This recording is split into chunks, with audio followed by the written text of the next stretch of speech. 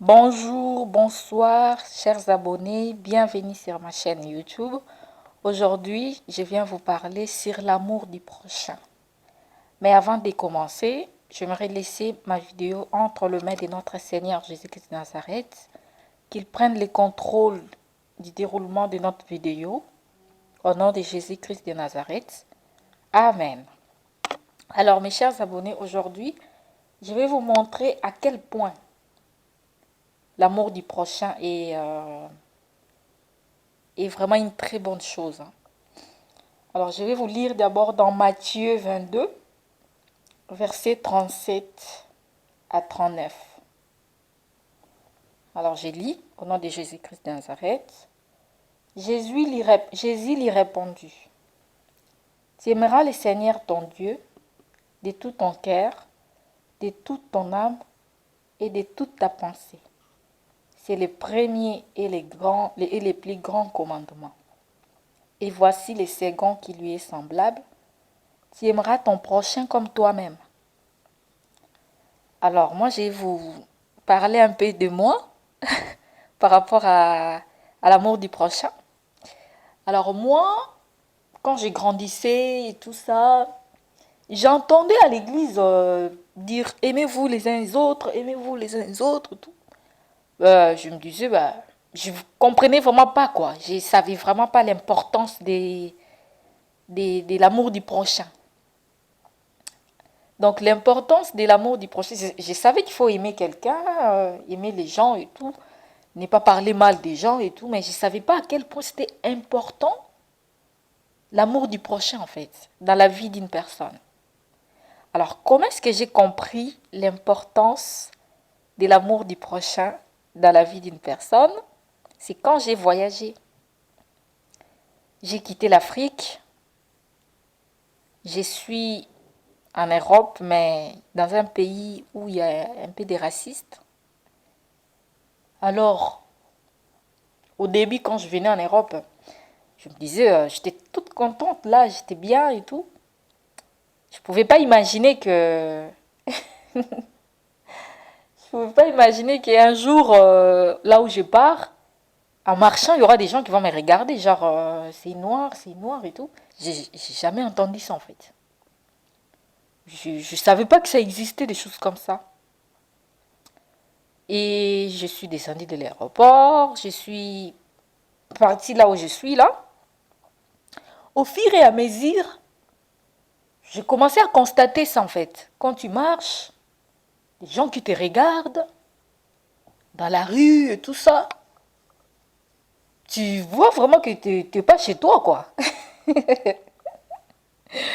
Tu sens vraiment que, ah bon, là où je suis venue, en tout cas, ce n'est pas chez moi. Tu sens vraiment la différence et tout.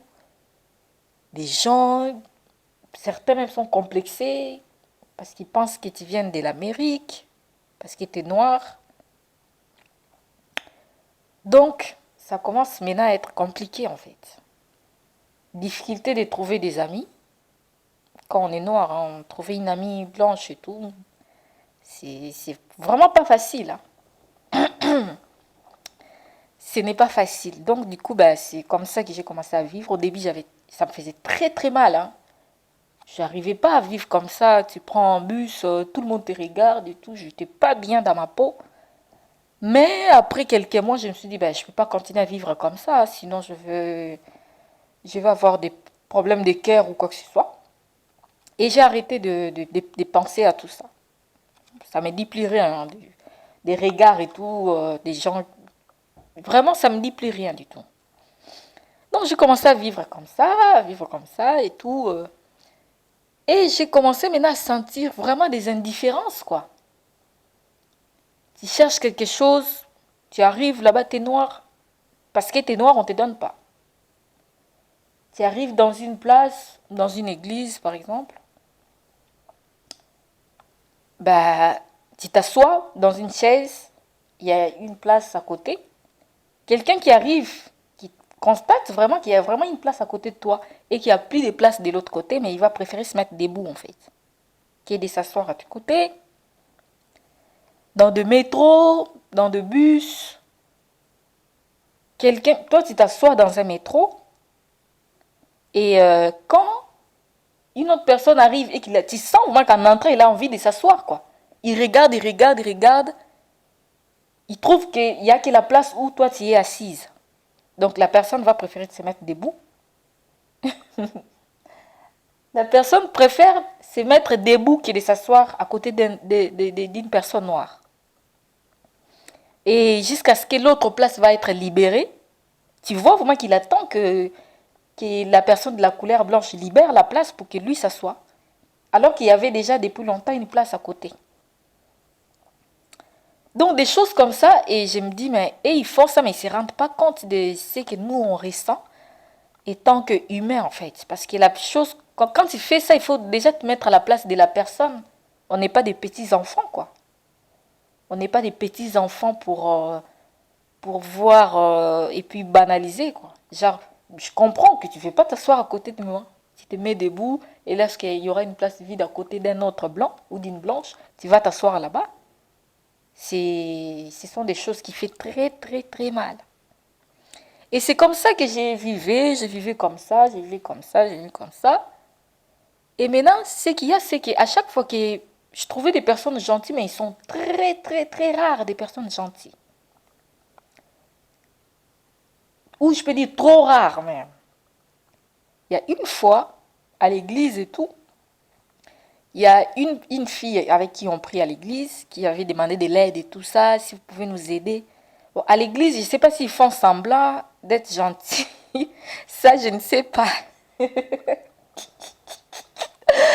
Mais malgré tout, tu sens tellement qu'il n'y a pas, il y a pas en fait, je ne sais pas comment vous expliquer quoi. Tu sens vraiment que tu n'as pas la même peau en fait. Donc dans des petites choses, tu sens ça ça ne va pas en fait. Et du coup, bah, la fille en question avait besoin de l'aide et tout à l'église. Et ils avaient envie d'acheter des choses. Ils avaient une fête et tout. Mais vu que c'est les parents de la fille qui devaient faire toutes ces démarches-là. Et la fille, elle est seule, elle n'a pas de frères et sœurs. Du coup, elle a demandé de l'aide aux frères et sœurs de l'église de, de venir l'aider chez elle pour aller acheter des choses et tout ça. Donc, du coup, on est parti chez elle là-bas. Moi-même, en partant, je me disais, ah, bon, j'espère que je n'ai pas trouvé d'autres racistes là-bas parce que beaucoup de racistes encore, ils sont plus des mamans, des vieilles personnes, quoi. Je me dis, mais vraiment, il faut que je me prépare mentalement, quoi, parce que ça me fait rire d'ailleurs. Donc, du coup, bah, c'est comme ça qu'on est parti. Et à ma grande surprise, je trouve cette maman trop gentille, en fait, envers moi. Donc, elle ne fait même pas de différence que je suis noire et tout. Et c'est quelque chose que je n'avais jamais vu. Je n'avais vraiment pas vu ça. Ce sont des choses que j'ai jamais vues, en fait. Donc, du coup, j'étais choquée d'abord de voir qu'il y a aussi des personnes bien. Et ça m'avait fait énormément du bien, en fait. Ça m'avait vraiment fait du bien. Je me suis dit, mais cette dame, elle est gentille. D'ailleurs, sa fille, elle n'est pas comme ça. Là, sa fille avec qui on priait, elle n'était pas comme ça, sa fille. Donc, du coup, elle est venue. Elle s'est occupée de moi, cette maman-là, comme si j'étais sa fille, en fait. Elle est venue. Qu'est-ce que tu vas manger? Oh, mais on est content. Je me suis dit, mais ici, il y a des gens comme ça. Mais j'ai jamais vu ça. Et ça m'avait fait énormément de bien. Et le mari de la dame, là, est venu. Donc, le papa de la fille avec qui on priait, il est venu. Lui aussi était trop gentil. En fait, c'était une famille... vraiment, je pense que ce sont des vrais chrétiens. Hein, des gens vraiment qui exercent la parole de Dieu, quoi. Donc, du coup, j'étais vraiment comme si j'étais chez moi. Je me suis retrouvée, j'ai rié, j'étais bien. Et c'est comme ça que j'ai compris le verset que je venais de lire là. Que je venais de vous lire là. Je me suis dit, mais je comprends maintenant pourquoi Dieu dit aimez-vous les uns les autres. C'est très important. C'est vraiment cette dame-là qui m'a... C'est à partir d'elle que j'ai compris en fait ces versets-là.